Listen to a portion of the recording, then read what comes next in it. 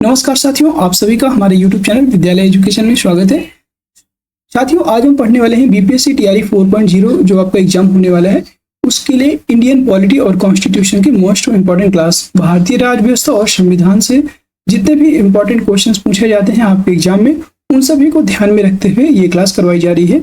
और ये क्लास आपके एग्जाम से एक महीने पहले ही या आपके एग्जाम जब भी कंप्लीट होगा उसके एक महीने पहले ही हम इसे कंप्लीट कर लेंगे और इसके रिवीजन भी एमसीक्यू के माध्यम से करवाया जाएगा। चलिए शुरू करते हैं आज की इस क्लास को। और आज हम पढ़ रहे हैं भारतीय राज्य व्यवस्था। तो सबसे पहले हम जानेंगे कि भारतीय राज्य व्यवस्था या संविधान जो है इसका विकास कैसे होता है। सबसे पहले इसकी शुरुआत कैसे हुई थी है विकास की, कौन कौन से वो अधिनियम थे, बहुत सारे अधिनियम बने थे। तो अधिनियम के बारे में पढ़ेंगे कि कौन कौन से अधिनियम के द्वारा इसको शुरुआत की गई भारतीय राज्य व्यवस्था के बनने की। और आगे हम बात करेंगे तो इसमें कितने एक्ट शामिल हुए। देखिए, सबसे पहले ब्रिटिश भारत देखेंगे तो ब्रिटिश भारत में देखेंगे, ब्रिटिश भारत में बहुत सारे सुधार हुए और बहुत सारे अधिनियम आए, बहुत सारे सुधार, और ब्रिटिशों के द्वारा बहुत सारे अधिनियम भी लेकर के आए गए। उन सभी के बारे में पढ़ेंगे और इसके बाद हमारा भारतीय संविधान स्टार्ट होगा। तो आज की क्लास में हम जो है इसका जो आपका भारतीय राज्य व्यवस्था है इसके विकास के बारे में, कहाँ कैसे कैसे भारतीय संविधान का विकास हुआ इसके बारे में पढ़ेंगे। तो एक तरह से आप ध्यान दीजिएगा, यह हम पढ़ रहे हैं संवैधानिक विकास। यहाँ से हम लोग पढ़ेंगे संवैधानिक विकास एक तरह, ठीक है। भारतीय संविधान का संवैधानिक विकास पढ़ रहे हैं। और यहाँ से देखेंगे जितने भी एक्ट हैं, आपके यहाँ से बार बार क्वेश्चन बनते हैं कि रेगुलेटिंग एक्ट क्या है, फिट्स इंडिया एक्ट क्या है, भारत शासन अधिनियम क्या है। भारत शासन अधिनियम 1858 से बहुत सारे क्वेश्चन बनते हैं। और चार्टर एक्ट 1813, चार्टर एक्ट 1833, इन सभी के बारे में बात करेंगे। चलिए, सबसे पहले आप लोग हेडिंग डाल लीजिए रेगुलेटिंग एक्ट। सबसे पहला एक्ट हमारा होगा रेगुलेटिंग एक्ट। रेगुलेटिंग एक्ट सबसे पहले इसके बारे में पढ़ेंगे, क्या था रेगुलेटिंग एक्ट। ये कब आया? 1773 ईस्वी में। 1773 ईस्वी में रेगुलेटिंग एक्ट आता है, ठीक है। और रेगुलेटिंग एक्ट की बात करेंगे तो यह 1773 में आता है। अब क्या क्या इसकी विशेषताएं थी रेगुलेटिंग एक्ट के बारे में देखेंगे। इसमें मद्रास तथा बॉम्बे जो प्रेसिडेंसियां थी, इनके गवर्नर को बंगाल के गवर्नर के अधीन कर दिया गया था। सबसे पहले हम देखेंगे मद्रास हो गए और दूसरे हो गए आपके बॉम्बे। मद्रास और बॉम्बे के जो गवर्नर थे, इन दोनों को किसके अधीन कर दिया गया? बंगाल के गवर्नर के अधीन। बंगाल के गवर्नर के अधीन कर दिया गया। अब जो भी काम होगा तो मेन कौन होगा इसमें? बंगाल का गवर्नर। और इसी के माध्यम से मुंबई और मद्रास के गवर्नर दोनों आपस में काम करेंगे, ये कर दिया गया इसी के माध्यम से। और अब बंगाल के गवर्नर जो था, बंगाल के गवर्नर को अब बंगाल का गवर्नर जनरल कहा जाने लगा रेगुलेटिंग एक्ट के माध्यम से। यहाँ पे पहले था बंगाल का गवर्नर, और इस रेगुलेटिंग एक्ट के माध्यम से बंगाल के गवर्नर को बंगाल का गवर्नर जनरल कहा जाने लगा। बंगाल का गवर्नर जनरल कहा जाने लगा रेगुलेटिंग एक्ट के माध्यम से, ठीक है। गवर्नर जनरल कहा जाने लगा इसी रेगुलेटिंग एक्ट के माध्यम से। और क्या क्या सुधार हुए रेगुलेटिंग एक्ट के माध्यम से, तो यहाँ पे देखेंगे नेक्स्ट पॉइंट है आपका वारेन हेस्टिंग्स, जो बंगाल के प्रथम governor general, first governor general कौन बने? फर्स्ट गवर्नर जनरल आपके बने Warren Hastings. First governor general बनते हैं आपके वारेन हेस्टिंग्स, ये भी आप याद रखेंगे। वारेन हेस्टिंग्स पहले गवर्नर जनरल बनते हैं बंगाल के।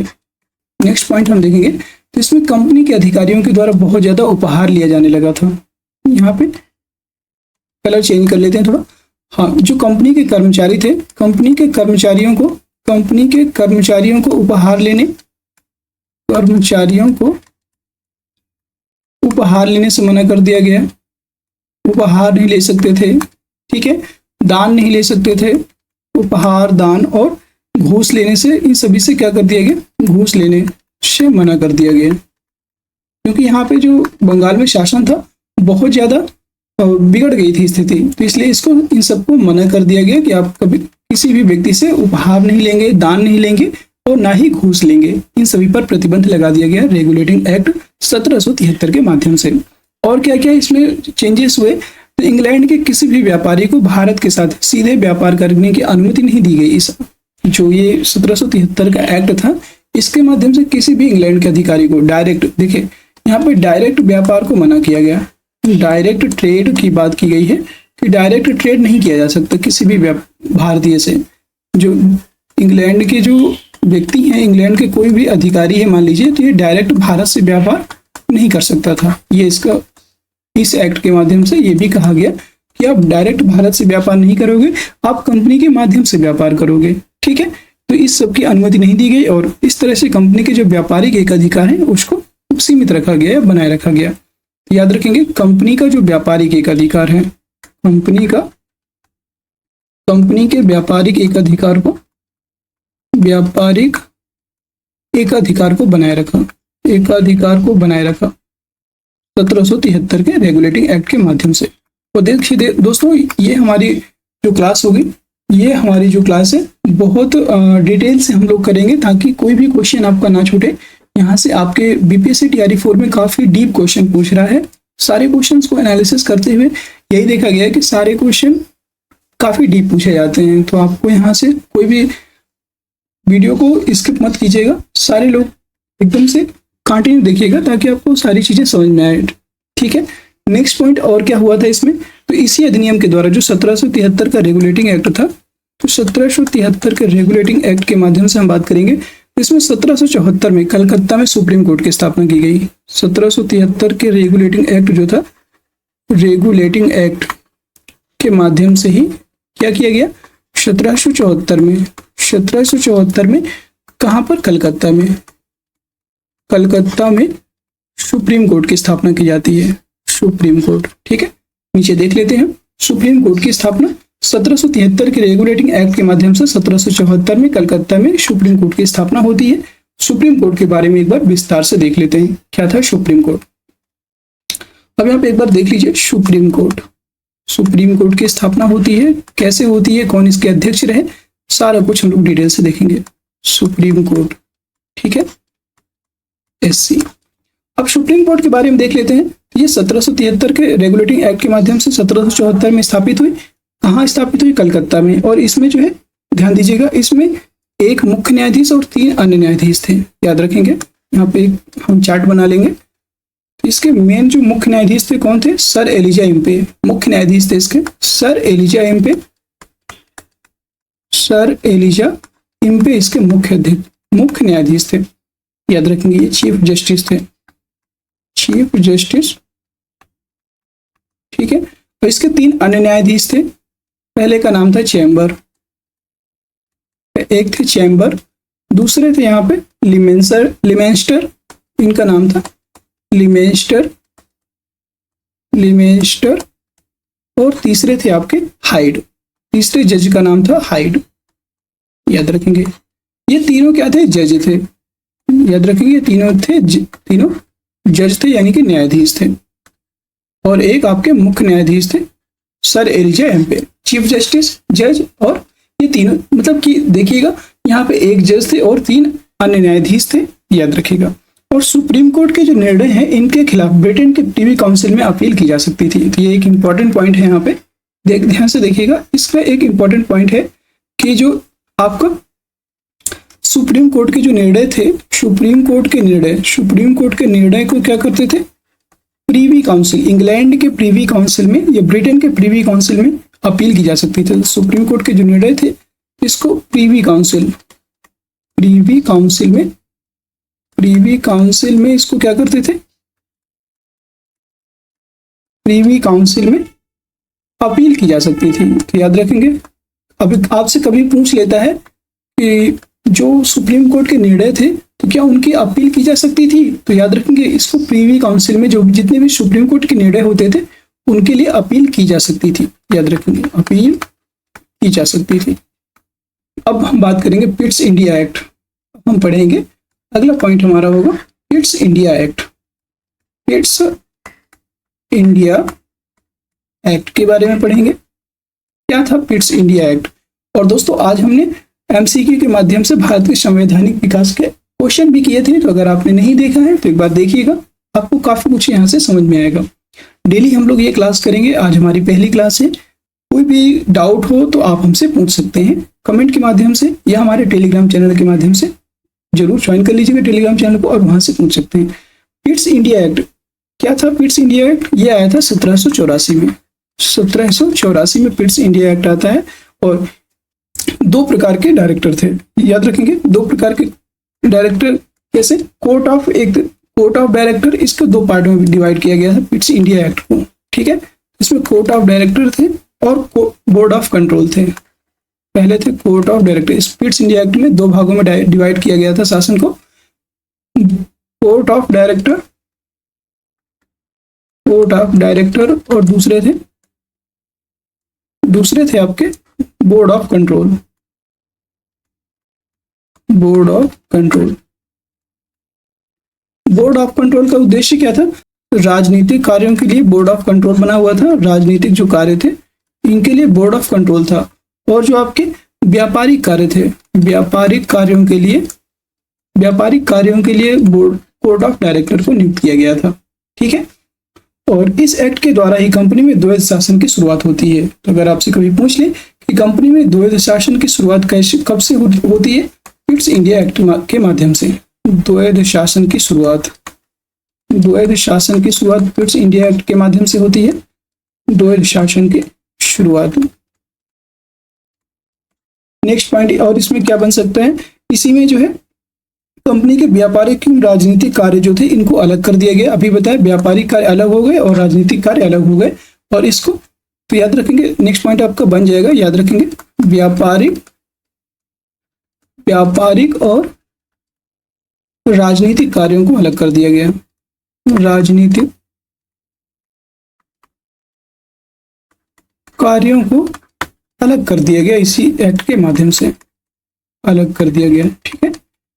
नेक्स्ट पॉइंट और क्या बन सकता है इसमें? तो याद रखेंगे, इसमें जो पिट्स इंडिया एक्ट है इसके माध्यम से जितने भी कंपनी का व्यापार है उनको आपस में एक दूसरे से अलग रखा गया, ताकि व्यापारिक कार्य करने वाले राजनीतिक कार्य में हस्तक्षेप ना कर सके और राजनीतिक कार्य करने वाले व्यापारिक कार्यों में हस्तक्षेप ना कर सके। इसलिए इन दोनों को यहाँ पे डिवाइड कर दिया गया।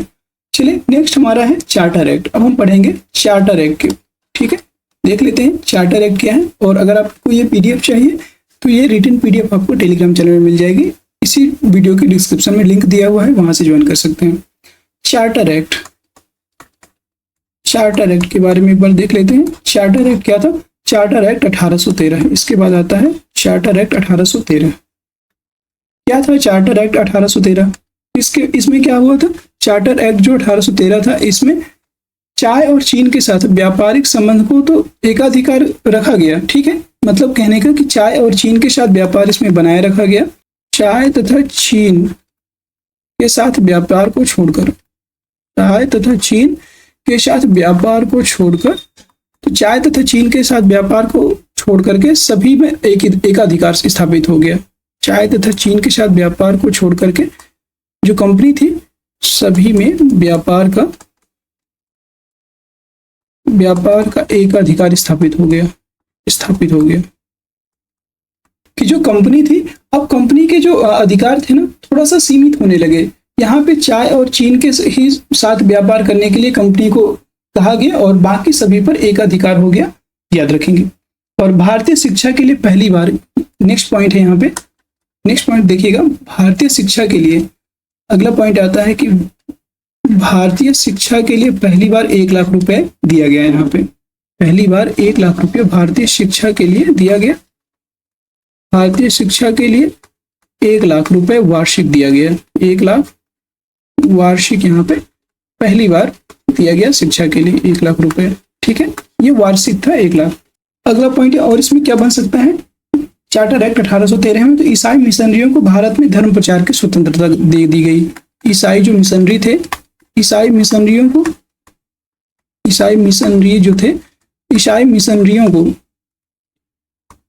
भारत में धर्म के प्रचार प्रसार की स्वतंत्रता दी गई। धर्म प्रचार की स्वतंत्रता दी गई।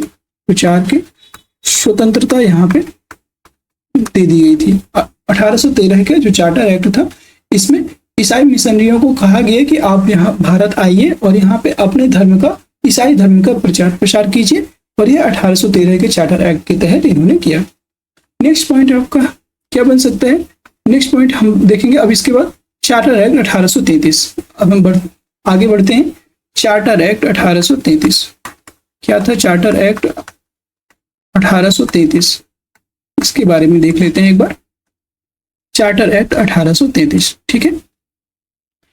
और चार्टर एक्ट 1833 की बात करेंगे तो इस अधिनियम के तहत भारत के इतिहास में अत्यंत महत्वपूर्ण स्थान रखता है। जो ये चार्टर एक्ट है इसका बहुत बड़ा स्थान है और इसमें बहुत सारे प्रावधान भी किए गए थे। जैसे कि देखा जाए तो कंपनी के जो व्यापारिक अधिकार है इनको पूर्ण रूप से समाप्त कर दिया गया था। वहां पे क्या हुआ था, देखिए एक चीज में यहाँ पे दोनों को रिलेट करते हैं। तो कंपनी के जो व्यापारिक अधिकार हैं इनको समाप्त तो किया गया। देखिए मैं आपको बता दूं, यहाँ पे एक चीज, चाय तथा चीन के साथ व्यापार को छोड़ करके सभी को व्यापार पर एक अधिकार स्थापित हो गया था, ठीक है। लेकिन यहाँ पे चाय तथा चीन के लिए अभी व्यापार पर साथ इसको छोड़ा गया था। मतलब चाय और चीन के साथ व्यापार कर सकते थे जो कंपनी थी। लेकिन यहाँ पे क्या होता है, यहाँ पे आगे जो चार्टर एक्ट 1833 है इसके माध्यम से कंपनी के जो व्यापारिक एक अधिकार है या व्यापारिक अधिकार है इनको पूर्ण रूप से समाप्त कर दिया गया। कंपनी के व्यापारिक अधिकार को पूर्ण रूप से समाप्त कर दिया गया। व्यापारिक अधिकार को पूर्ण रूप से समाप्त कर दिया गया 1833 के चार्टर एक्ट के माध्यम से। पूर्ण रूप से समाप्त कर दिया गया,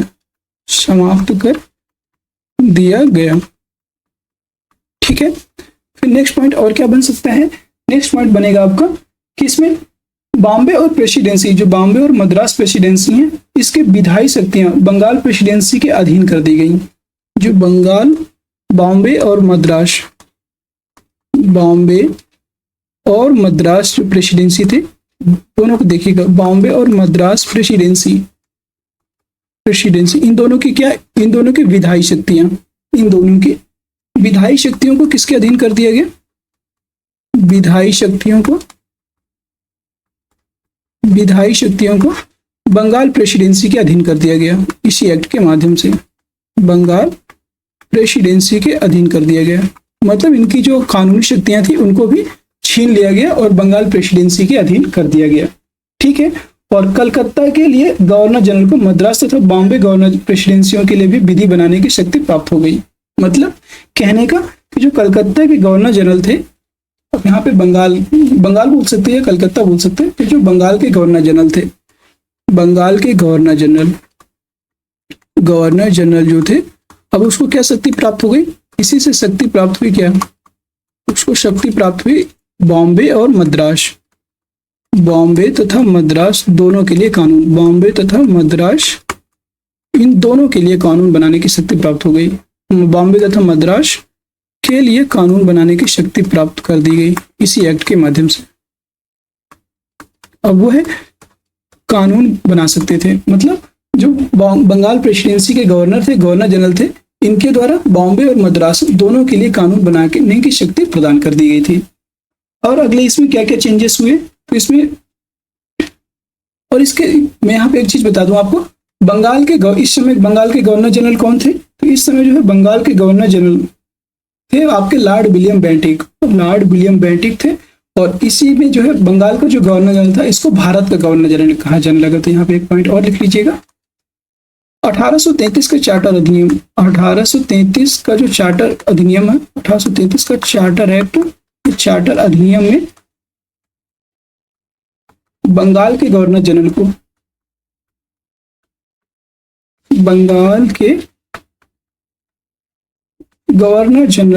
भारत का गवर्नर जनरल कहा जाने लगा। बंगाल के गवर्नर जनरल को अब क्या कहा जाने लगा? भारत का गवर्नर जनरल। इसी को अब यहाँ पे भारत का गवर्नर जनरल के नाम से जाने लगा, गवर्नर जनरल कहा जाने लगा।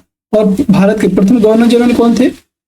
भारत के प्रथम गवर्नर जनरल कौन थे? याद रखेंगे, ये थे आपके लॉर्ड विलियम बेंटिक। भारत का प्रथम गवर्नर जनरल कौन थे? विलियम बेंटिक, ठीक है। यहां तक आपको समझ में आ गया होगा, उम्मीद करते हैं। अब नेक्स्ट पॉइंट और क्या क्या इसमें चेंज हुआ?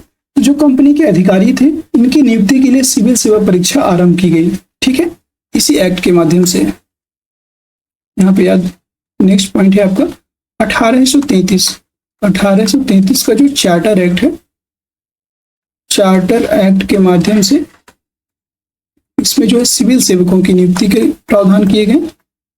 जो सिविल सेवक थे, सिविल सेवक की नियुक्ति के प्रावधान, सिविल सेवक की नियुक्ति से संबंधित प्रावधान किए गए यहाँ पे। और कौन कौन से चेंजेस हुए इसमें? जो है जाति, धर्म, लिंग, जन्म स्थान आदि के आधार पर भेदभाव नहीं किया गया। मतलब यहाँ पे कोई भी जो सिविल सेवक थे इसमें जाति, धर्म और लिंग के आधार पर कोई भी भेदभाव नहीं होगा, ठीक है। और भारतीय भी सिविल सेवा पे, भारतीय जो थे, भारतीय भी सिविल सेवा की परीक्षा में शामिल हो सकते थे, ठीक है। यहाँ पे भारतीयों को भी, जो भारतीय थे, भारतीयों को भी इसमें शामिल किया गया। भारतीयों को भी सिविल सर्विस में, सिविल सेवा में, भारतीयों को भी सिविल सेवा में शामिल होने का अधिकार दिया गया। सिविल सेवा में शामिल होने का अधिकार इसी एक्ट के माध्यम से दिया गया, होने का अधिकार दिया गया, याद रखेंगे।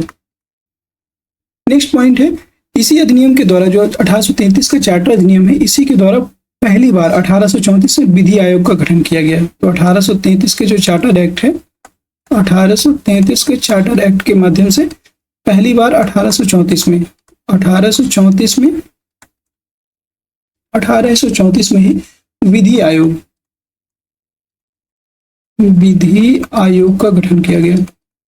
विधि आयोग का गठन किया जाता है 1834 में, 1833 के चार्टर अधिनियम के तहत, ठीक है। और इसके अध्यक्ष कौन बने थे? तो विधि आयोग के प्रथम अध्यक्ष बने थे लॉर्ड मैकाले। इसके अध्यक्ष की बात करेंगे तो इसके अध्यक्ष बने थे आपके लॉर्ड मैकाले, याद रखेंगे। विधि आयोग के प्रथम अध्यक्ष बने थे लॉर्ड मैकाले। और एक बहुत इंपॉर्टेंट पॉइंट है, यहाँ पे देखिएगा, एक इंपॉर्टेंट पॉइंट है, आजादी के पश्चात भारत में प्रथम विधि आयोग का गठन। आजादी के पश्चात, ये तो पहले थे जब आजाद नहीं हुआ था भारत। आजादी के पश्चात, आजादी के पश्चात भारत में प्रथम विधि आयोग का गठन हुआ था। तो आजादी के पश्चात भारत में प्रथम विधि आयोग बना था 1855 में। प्रथम विधि आयोग का गठन 1855 में होता है, ठीक है, 1855 में हुआ। और इसके अध्यक्ष कौन थे? तो इसके अध्यक्ष की बात करेंगे, प्रथम भारतीय स्वतंत्रता के बाद भारत में प्रथम विधि आयोग का गठन 1855 में होता है। इसके अध्यक्ष कौन बनाए जाते हैं? MC सीतलवाड़। MC सीतलवाड़ इसके अध्यक्ष बनते हैं, MC सीतलवाड़। और दोस्तों, आपको कहीं भी किसी भी पॉइंट में डाउट होता है तो आप हमसे पूछ सकते हैं। और नेक्स्ट हम पढ़ेंगे चार्टर एक्ट या चार्टर अधिनियम 1853। आज इसको खत्म कर लेते हैं, इसके बाद आगे हम कल की क्लास में चार्टर एक्ट आज सारे खत्म कर लेते हैं और कल की क्लास से हम फिर भारत शासन अधिनियम पर आएंगे, ठीक है। कल के जितने भी क्लासेस स्टार्ट होंगी कल से, तो वो फिर कल की हमारी एक और संवैधानिक विकास से स्टार्ट होगी। मतलब कल की जो क्लास होगी, एक क्लास और आएगी जिसमें हम भारत शासन अधिनियम खत्म करेंगे और इसके बाद फिर हमारा भारतीय संविधान स्टार्ट हो जाएगा, ठीक है। और अभी हम पढ़ रहे हैं भारतीय संविधान का विकास। तो चलिए नेक्स्ट पॉइंट है इसमें, नेक्स्ट अधिनियम है आपका चार्टर अधिनियम 1853। अब हम पढ़ेंगे चार्टर अधिनियम 1853, ठीक है। यहाँ पे 1855 है, ध्यान दीजिएगा, 1855 है। चार्टर अधिनियम 1853 की बात कर लेते हैं, क्या है? तो चार्टर अधिनियम की श्रृंखला में यह अधिनियम अंतिम अधिनियम था, याद रखेंगे। तो चार्टर अधिनियम यह कौन सा? यह अंतिम अधिनियम था एक तरह से। फिर इसके बाद भारत शासन अधिनियम आएगा, तो यह अंतिम अधिनियम था चार्टर अधिनियम की श्रृंखला में, ठीक है। और इस अधिनियम के द्वारा पहली बार कंपनी के प्रशासनिक और राजनीतिक कार्यों को अलग कर दिया गया पूर्ण रूप से। तो यहाँ पे याद रखेंगे, प्रशासनिक और राजनीतिक जो कार्य थे, प्रशासनिक और राजनीतिक कार्यों को अलग कर दिया गया, पूर्ण रूप से अलग कर दिया गया। अब जो भी कार्य थे, तो प्रशासनिक कार्य अलग होते थे और राजनीतिक कार्य अलग होते थे, दोनों को आपस में अलग कर दिया गया। और विधि निर्माण के लिए एक केंद्रीय विधान परिषद की स्थापना होती है इसी एक्ट के माध्यम से। तो चार्टर अधिनियम 1853 के माध्यम से, चार्टर अधिनियम जो आपको 1853 का चार्टर एक्ट था, इसके माध्यम से पहली बार विधि निर्माण के लिए एक केंद्रीय विधान परिषद की स्थापना होती है। इसके लिए विधि का निर्माण अर्थात कानून निर्माण के लिए, विधि निर्माण के लिए पहली बार केंद्रीय विधान परिषद, विधि निर्माण के लिए एक केंद्रीय विधान परिषद का गठन होता है। केंद्रीय विधान परिषद, केंद्रीय विधान परिषद का गठन होता है, याद रखेंगे। केंद्रीय विधान परिषद का गठन किया गया और इसकी स्थापना की गई।